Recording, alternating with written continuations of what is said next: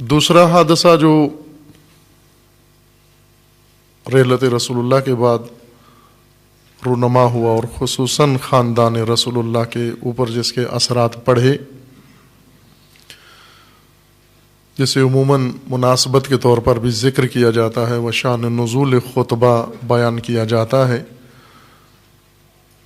ایک زمین تھی جس کے اندر نخلستان تھا، کھجوروں کے درخت تھے۔ حضرت نے اپنی زندگی میں یہ حصہ زمین کا جو خیبر کی سرزمین کے قریب تھی، اس خطے کے قریب مدینہ سے کافی فاصلے پر فدق کے نام سے اسے بی بی کو سونپ دیا، ہبہ کر دیا، تملیک کر دیا، عطا کر دیا۔ رحلت رسول اللہ کے بعد جو حکومت قائم ہوئی، پہلے حکومتی احکامات میں سے ایک حکم یہ صادر ہوا، بھائی کہ ترجیحات اس حکومت کے لیے بہت زیادہ تھیں۔ سب سے پہلی ترجیح وہ ادھورے کام جو رسول اللہ نے آغاز کیے تھے لیکن وفات کی وجہ سے مہلت نہیں ہوئی، ان کو اتمام تک پہنچائیں، جن میں لشکر اسامہ تھا۔ رسول اللہ نے خود اپنے حکم و فرمان سے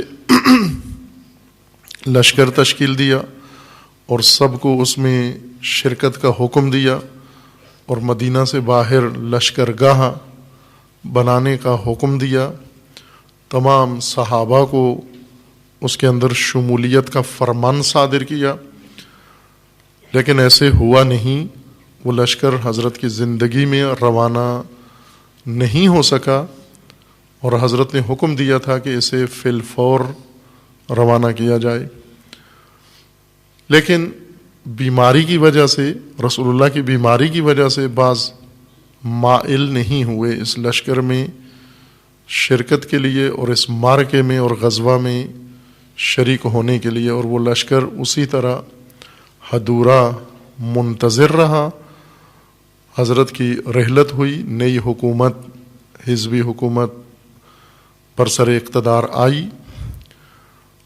ترجیحات میں سے فرمان رسول اللہ کو تکمیل کرنا تھا کہ پہلا فرمان حکومتی آرڈیننس یہ جاری ہونا چاہیے تھا، یہ نوٹیفیکیشن جاری ہونا چاہیے تھا کہ فی الفور لشکر کی تکمیل کی جائے اور اسے روانہ کیا جائے، اور اس طرح کے چند اور امور جو تاریخی طور پر واضح ہیں کہ ان کو ترجیح حاصل تھی۔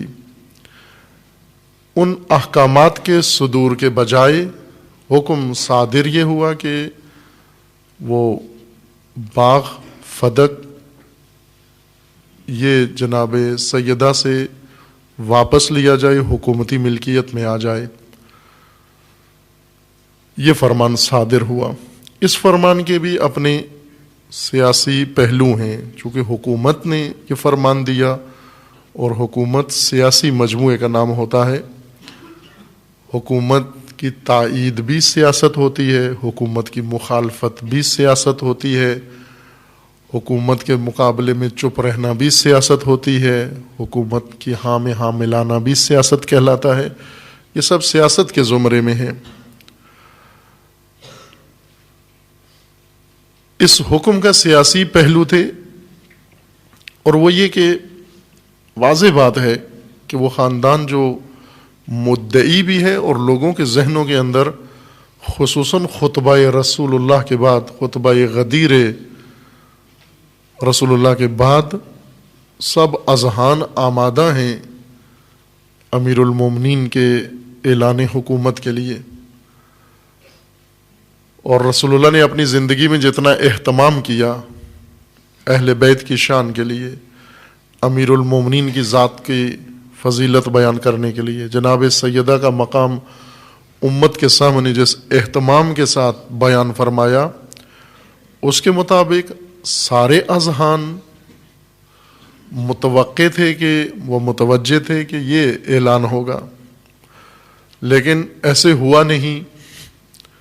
دو احزاب اکٹھی ہوئی اور انہوں نے مل کر فیصلہ توقع کے برخلاف کر لیا، سقیفہ بنی ساعدہ میں بیٹھ کر، اور اکثریت اس پر خاموش رہی، ایک جمعیت نے اس سے اتفاق رائے کیا اور کچھ نے مخالفت کی، لیکن خاموشی کے ساتھ۔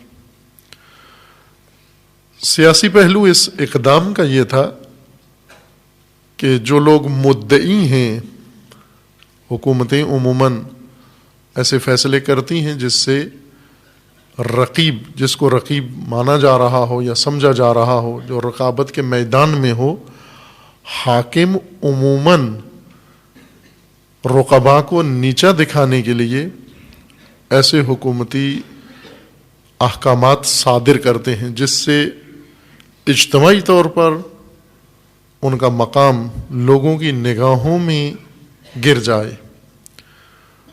وہ اعتماد جو پہلے تھا، جو بھروسہ پہلے تھا، جو وقار و عزت انہیں نصیب ہے، ان حکومتی فیصلوں سے وہ مقام گر جائے۔ آپ آج کی دنیا کی سیاست میں بھی یہ دیکھتے ہیں کہ حکومتیں اپنے رقیبوں یا حکام اپنے رقیبوں کے بارے میں ہر وہ اقدام کرتے ہیں، اگر ان کا کوئی کاروبار ہو، اس کاروبار کو متاثر کرنے کے لیے حتیٰ قوانین تک بدل دیتے ہیں جس سے سیاسی رقیب کا کاروبار ٹھپ ہو جائے۔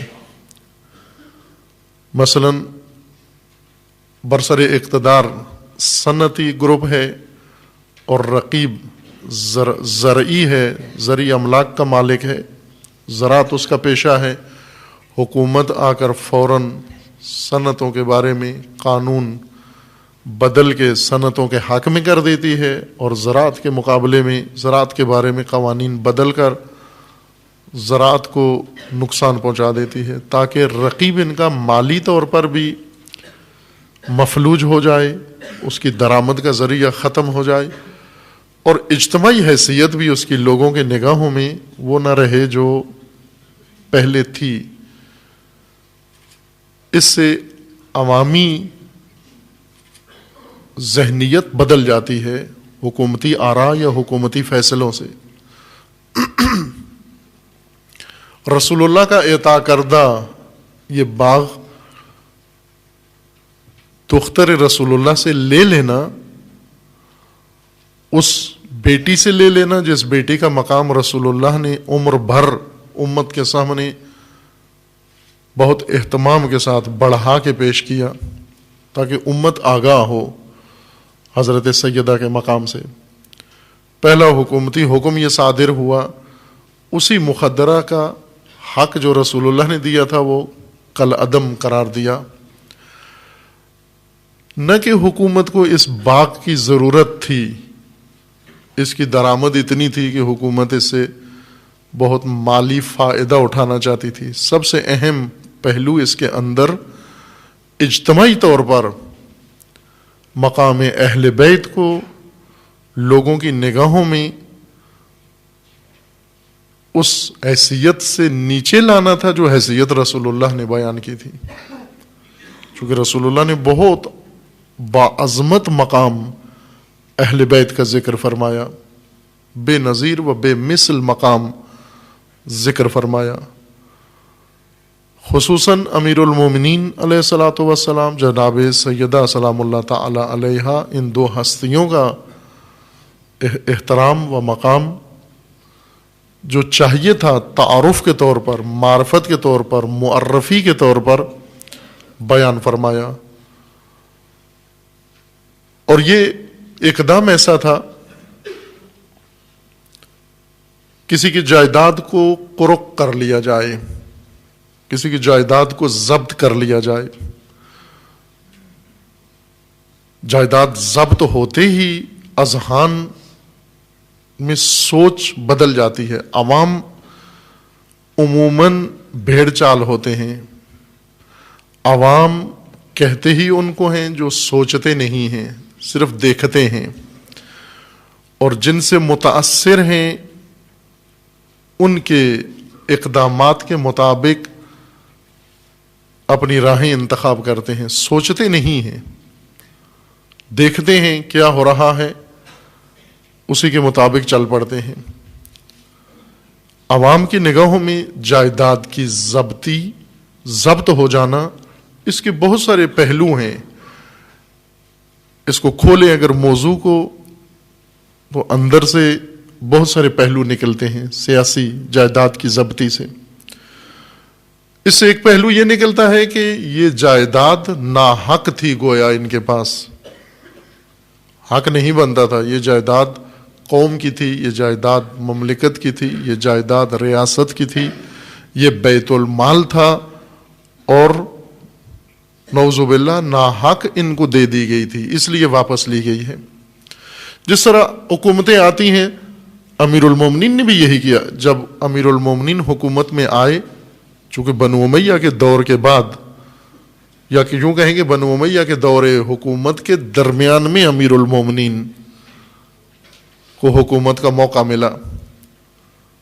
بنو امیہ کی حکومت کا آغاز ہو چکا تھا خلیفہ سوم کی حکومت سے، پھر بیچ میں خلیفہ سوم کے قتل کے بعد امیر المومنین کا مختصر دور حکومت آیا، اور اس کے بعد دوبارہ پھر بنو امیہ کی حکومت قائم ہو گئی. اس بیچ میں ایک وقفہ ہوا سیاسی، دور حکومت امیر المومنین لگ بھگ 4 سال کے لگ بھگ تھا. امیر المومنین نے حکومت میں آتے ہی اعلان کیا کہ میں بیت المال کو واپس لوٹاؤں گا جہاں بھی ہوا. اگر یہ دلہنوں کا جہیز بن چکا ہے میں تب بھی اسے واپس لوٹاؤں گا. اگر یہ لوگوں کے گھروں کا حصہ بن چکا ہے میں پھر بھی اسے واپس لوٹاؤں گا، چونکہ میں زعیم ہوں، امین ہوں، خلیفہ ہوں اور امین بیت المال ہوں. جہاں بھی یہ بیت المال ہے میں اسے واپس لوٹاؤں گا. اور ایسے کیا بھی امیر المومنین نے. واپس لوٹانے کا مطلب یہ ہوتا ہے کہ ناحق تھا ان کے پاس، جنہوں نے لے لیا حق نہیں تھا ان کا، اس لیے واپس لیا جا رہا ہے ان سے. رسول اللہ صلی اللہ علیہ وآلہ وسلم نے اپنے دور حکومت میں اختیارات حکومتی کے ساتھ جو اللہ کی جانب سے رسول اللہ کو حاصل تھے، چونکہ رسول اللہ الہی حاکم تھے، عوامی حاکم نہیں تھے، الہی حاکم تھے، اللہ کے نمائندے تھے، عوامی نمائندے نہیں تھے. اللہ کے نمائندے کی حکومت تھی عباد اللہ پر، اللہ کے بندوں پر. اور رسول اللہ نے الہی اختیار سے، الہی فرمان سے، الہی حکم سے جو اقدام کیا حکم الہی سے کیا. بہت سارے محققین نے، علماء نے اس موضوع پر کتب تالیف کی ہیں کہ یہ رقبہ جو رسول اللہ نے عطا فرمایا جناب سیدہ کو کس باب سے تھا، کس عنوان کے تحت تھا. ہبہ تھا، تملیک تھا، عاریہ تھا، کس عنوان سے یہ رقبہ بی بی کے حوالے کیا، تاکہ ہم یہ دیکھیں کہ حکومت نے جو واپس لے لیا اس کا جواز بنتا ہے یا نہیں بنتا. لیکن یہ بات مسلم ہے کہ رسول اللہ نے عطا فرمایا، یہ حق جناب سیدہ کو رسول اللہ نے عطا فرمایا. اب یہی کافی ہے، صاحب شریعت نے حکم خدا سے یہ حق بی بی کو دے دیا، جناب سیدہ کو عطا فرمایا، اور حکومت نے آ کر وہ واپس لے لیا. یہاں بہت ساری چیزیں زیر سوال آ جاتی ہیں، اور یہی سوالات اٹھانے کے لیے سیاسی اقدامات ہوتے ہیں. یہ سوالات لبوں پہ نہیں آتے، ذہنوں میں ہوتے ہیں. جو سوال لب پہ آ جائیں وہ اتنے اہم سوال نہیں ہوتے، جو سوال ذہنوں میں گھومتے رہیں اور گونجتے رہیں وہ سوال بہت اہم ہوتے ہیں. اصل لوگوں کی رائے وہ سوالات بناتے ہیں جو دلوں میں اٹھائے جاتے ہیں، جو ذہنوں میں پیدا کیے جاتے ہیں، لیکن کوئی وہ سوال لب پہ نہیں لاتا.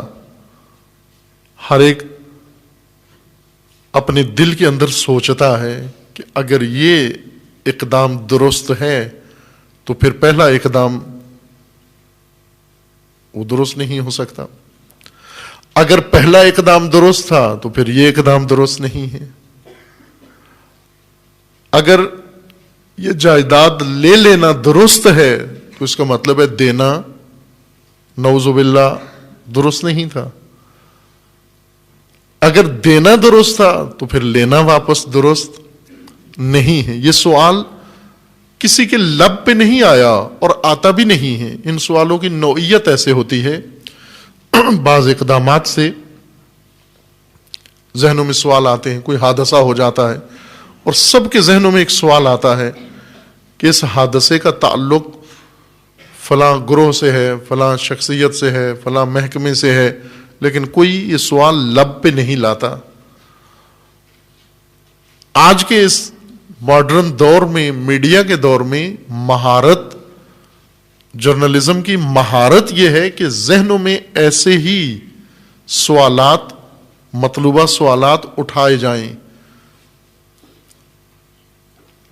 باقاعدہ سوال بنا کر نہیں پیش کیے جاتے. جیسے عموماً علمی سوال ہوتے ہیں، علمی سوالات سوال بنا کر پوچھے جاتے ہیں، لیکن سیاسی اجتماعی سوالات اٹھنے کا ماحول بنایا جاتا ہے. بس سوال خود اٹھ جاتا ہے، لب پہ نہیں آتا، اور یہ سوال ہی سوال اٹھانے والوں کی نیت کو پورا کر دیتا ہے کہ وہ یہ سوچیں کیوں ہوا، کیسے ہوا، کس نے کیا. اہل بیت کا جو مقام رسول اللہ نے بیان فرمایا تھا اور قرآن کریم میں جس کے لیے آیات موجود ہیں، وہ مقام ہر ایک کے لیے خطر تھا.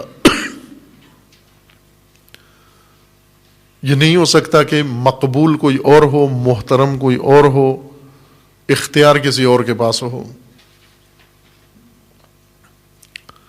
خصوصاً زیرک سیاستدان، چالاک سیاستدان، انہیں معلوم ہوتا ہے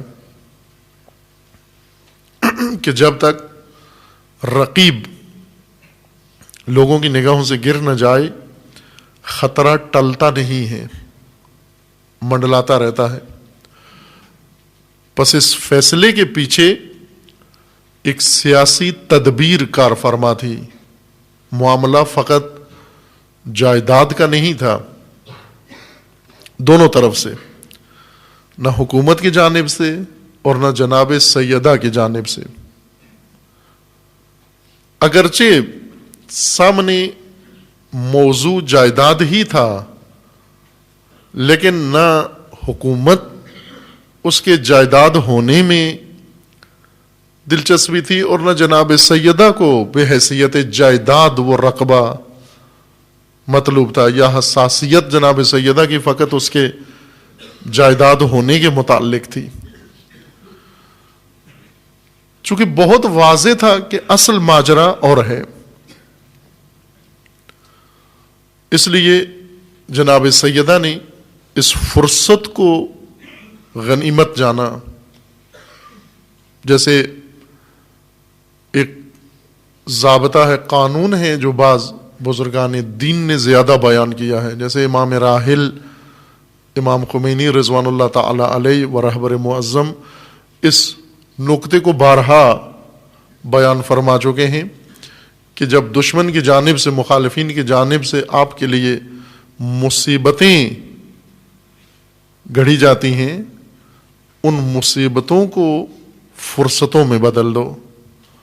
فرصت عربی اصطلاح کے مطابق، نہ اردو میں فرصت فارغ وقت کو کہتے ہیں جس میں کوئی کام نہ ہو. پوچھتے بھی ہیں فرصت ہے، کہتے نہیں ہے، مصروف ہوں بہت. فرصت مصروفیت کے مقابلے میں استعمال کی جاتی ہے ضد کے طور پر. اگر آپ کسی کو بلائیں یا کہتے ہیں جی میرے پاس فرصت نہیں ہے، معذرت کے ساتھ میرے پاس فرصت نہیں ہے، یعنی میں فارغ نہیں ہوں، کام میں مصروف ہوں، یہ اردو فرصت ہے. عربی میں فرصت اس معنی میں نہیں ہے. عربی زبان میں فرصت موقع کو کہتے ہیں، ایسا موقع جہاں پر انسان، ایسا بہترین وقت اور موقع جہاں مقصد تک پہنچنے کے لیے سارے اسباب اور شرائط فراہم ہوں اور انسان اقدام کر کے اپنا مقصد فی الفور حاصل کر لیتا ہے. عربی زبان میں فرصت اس کو کہتے ہیں. روایات میں بھی ہے کہ فرصتوں کو غنیمت سمجھو. احمقوں کی ایک علامت یہ ذکر کی گئی ہے کہ اگر دیکھنا یہ چاہتے ہو کہ اہل حکمت کون ہے اور اہل حماقت کون ہے، جو فرصتیں ضائع کرتے ہیں وہ حماقت والے ہیں. احمق کی ایک صفت یہ ہے کہ فرصتیں ضائع کرتا ہے، یعنی مواقع، ایسے موقع جن میں مقصد حاصل ہونا بہت آسان ہے. فرصت کہتے ہیں جب زمین زرخیز ہو، زمین میں نمی موجود ہو، فصل کاشت کرنے کا موقع ہو، بیج بھی موجود ہو، ساری دنیا کاشت کر رہی ہو اور یہ شخص کسان صاحب زمین سویا ہوا ہو اور موقع ضائع کر دے. اس وقت جاگے جب فصل کاشت کرنے کا وقت گزر چکا ہے، اس نے فرصت گنوا دی، وقت ضائع کر دیا. فرصت شناسی پر ایک مفصل گفتگو ہے نہج البلاغہ کے حکمت علی کے عنوان سے، وہاں مراجعہ کیا جا سکتا ہے. بی بی نے فرصت جانی، مصیبت کو فرصت میں بدل دیا، مشکل کو فرصت میں بدل دیا، تدبیر کے مقابلے میں تدبیر استعمال کی، سیاست کے مقابلے میں سیاست ہوئی. ایک فرمان جاری ہوا امیر المومنین کے فرمان کے مطابق. امیر المومنین فرماتے ہیں کہ آسمان کے سائے تلے ہمارے پاس اس زمین کے اوپر درآمد کا یہی ایک ذریعہ تھا. آسمان کے سائے تلے درآمد کا ایک ذریعہ تھا. یہ معافی ایدینا، ہمارے ہاتھ میں یہی ایک چیز تھی. اب میں اس کا ترجمہ درآمد کر رہا ہوں، یعنی ہمارے ہاتھ میں یہی ایک چیز، ٹکڑا زمین تھی بس. اس کے علاوہ اہل بیت کے پاس کوئی اور ملکیتی زمین اس وقت نہیں تھی. گھر تھا اور یہ فدق، لیکن باقی لوگوں کے پاس بہت کچھ تھا. مدینہ میں بہت کچھ تھا، مکہ میں بہت کچھ تھا، اور مفتوحہ علاقوں میں بہت کچھ تھا. کچھ رسول اللہ نے انہیں دیا ہوا تھا، کچھ خود سے انہوں نے لے لیا. باہر کیف انصار کے پاس بہت کچھ تھا، انہوں نے مہاجرین کے ساتھ تقسیم کیا، اموال، جائیداد، مکانات، جو کچھ ان کے پاس تھا. امیر المومنین فرماتے ہیں کہ اس آسمان کے سائے تلے ہمارے ہاتھ میں یہی تھا جو حکومت نے لے لیا. امیر المومنین کو جب حکومت ملی، بیت المال سارا جس جس کے پاس تھا وہ لوٹا دیا، لیکن فدق نہیں لوٹایا. یہ آرڈیننس امیر المومنین نے جاری نہیں کیا. فدق دلچسپ موضوع ہے تاریخ کے اندر، ہر معصوم نے اس کو بیان کیا ہے، اور سب سے عالی مضمون کے ساتھ حضرت امام موسیٰ کاظم علیہ الصلاۃ والسلام نے بیان کیا فدق کو.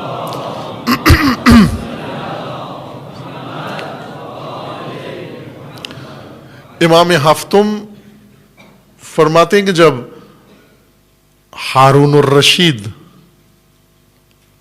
اپنی سخاوت دکھا رہا تھا اور اس نے اعلان کیا کہ بنو امیہ نے جو کچھ لوٹا ہے، جس کا بھی امت کا مال، سامان، جائیداد، وہ آئے سرکاری دفاتر میں آ کر نام لکھوائے، ہم اس کی لوٹی ہوئی جائیداد، مال، دولت، پیسہ سب کچھ واپس کریں گے. سب لوگ آئے، جیسے عموماً حکومتیں اعلان کرتی ہیں سیلاب میں جس کا نقصان ہوا آ جائے. اب سیلاب جنگ میں آتا ہے اور نقصان والے لاہور سے وہاں جاتے ہیں اپنا نام لکھوانے کے لیے کہ ہمارا بھی بہت کچھ لوٹ گیا ہے، ڈوب گیا ہے. وہ ویسے ہوتا ہے، جب صلہ عام ہوتا ہے تو اس میں شاید سیلاب زدگان کو فرصت نہیں ہوتی، کے پاس تو گاڑی نہیں ہوتی کہ وہ پہنچے سرکاری دفتر میں، بیچارے پانی میں پھنسے ہوتے ہیں، لیکن لاہور شیخو پورہ والے آسانی سے پہنچ جاتے ہیں، وہاں جا کر نام لکھوا لیتے ہیں، جی ہمارا بہت کچھ جنگ میں ڈوب گیا۔ کہاں ڈوب گیا؟ کہتے ہیں یہ جہاں پانی کھڑا ہوا یہ سب ہمارا تھا۔ ہوا ہے ایسے، بعض سیلاب زدگان کی مدد کے لیے لوگ گئے تو وہ روڈ پر ہی بستی آباد تھی، جو ٹرک پہنچا انہوں نے وہیں پہ پکڑ کے ان لوڈ کروا لیا، تو وہ پتہ چلا کہ وہ یہاں سے گئے ہوئے تھے لوگ۔ سیلاب زدگان تو روڈ کے کنارے نہیں ہوتے، وہ تو کھیتوں میں، گاؤں میں، دیہی آبادی میں ہوتے ہیں۔ سڑکوں کے کنارے تو سیلاب زدگان نہیں ہوتے، وہ اپنے اپنے علاقوں میں ہوتے ہیں، وہاں سامان پہنچنا بہت مشکل ہے، لیکن انہیں پتہ ہوتا ہے کہ ٹرکوں کے راستے کہاں سے جاتے ہیں، وہاں جا کر باہر کے ہارون نے یہ اعلان کیا کہ جس کا جو بنو امیہ نے لوٹا ہے وہ آئے، تاکہ یہ بتائے کہ بنو امیہ نے لوٹا ہے اور بنو عباس واپس کر رہے ہیں۔ سب کو لکھ رہا تھا، دے رہا تھا۔ اس اعلان کے بعد امام علیہ السلام نے مشاہدہ فرمایا اور کہا ہارون کو کہ سب کو لوٹا ہوا حق دے رہے ہو، ہمارا حق نہیں دیتے۔ تو ہارون نے کہا کہ آپ کی مراد فدق ہے؟ امام نے فرمایا ہاں میری مراد فدق ہے۔ تو ہارون نے کہا کہ آپ اس کی حدود بتائیے، میں ابھی فرمان جاری کرتا ہوں کہ آپ کو واپس کر دیا جائے۔ امام ہفتم نے حدود بتائیں فدق کی، اور وہ حدود تمام مملکت تھی جس پر ہارون کی حکومت تھی۔ فرمایا کہ یہ ہماری فدق ہے، یہ ہمیں لوٹا دو۔ ہارون سمجھ گیا، کہنے لگا اگر یہ آپ کو لوٹا دوں تو میرے لیے کچھ نہیں بچتا۔ اب اس لیے کہا کہ یہ فدق اور فدق کا مدعی یہ اگر زندہ رہے، آزاد رہے، یہ تو پوری مملکت مجھ سے لے لے گا۔ امیر المومنین نے اپنے عہد خلافت میں فدق کے متعلق کوئی نوٹیفیکیشن جاری نہیں کیا۔ لے سکتے تھے کہ یہ تو ہمارا ہے، لیا گیا تھا، سابقہ حکومت نے لے لیا، اب یہ ہماری جائیداد تھی، یہ واپس ہمیں ملنی چاہیے۔ اور بعض عہد میں دی بھی گئی، کچھ عہد میں اہل بیت کے نام آج بھی بعض سادات مدعی ہیں کہ ہمیں واپس کیا جائے۔ سادات کو وہ تو ویسے پوری زمین کو اپنی جائیداد سمجھتے ہیں، جہاں بھی کوئی خالی جگہ مل جائے سادات اپنا علم گاڑ لیتے ہیں وہاں پر۔ بعض حکومتوں نے ایک ٹیکٹیک کے طور پر یہ کام کیا، لوٹایا واپس، لیکن جناب سیدہ نے اس مسئلے کی عظمت کو دیکھا کہ کیا کرنا چاہ رہے ہیں، اہل بیت کے ساتھ کیا رویہ اختیار ہونا جا رہا ہے، تدبیر کیا سوچی جا رہی ہے، تدبیر کے مقابلے میں تدبیر۔ بی بی نے اقدام کیا، اور اس اقدام کا ایک حصہ خطبہ ہے، اس اقدام کا ایک حصہ دعوت ہے، اس اقدام کا ایک حصہ گفتگو ہے مختلف لوگوں کے ساتھ، ایک ایک شخص کے ساتھ۔ اس اقدام کا ایک حصہ خواتین انصار کے ساتھ گفتگو ہے، اس اقدام کا ایک حصہ قبر نبی پہ جا کر عزاداری ہے، اسی اقدام کا ایک حصہ تھا۔ یہ سب تدبیر تھی سیدہ کی، اور اسی اقدام و تدبیر کا ایک حصہ وصیت ہے اپنے کفن و دفن کے بارے میں جناب سیدہ کی۔ یہ سب اس تدبیر کا حصہ ہے۔